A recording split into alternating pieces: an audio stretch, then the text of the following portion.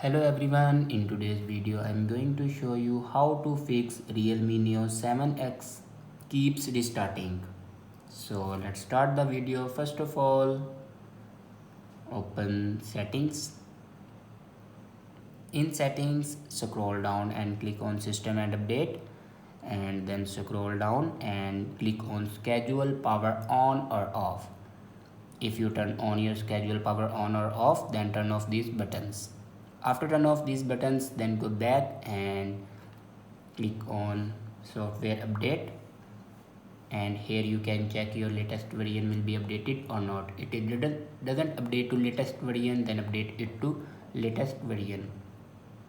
After update a latest version, then go back and click on backup and reset. Now click on reset phone, and in last you can see the option erase all data. Now click on it, and here enter your password to erase all data.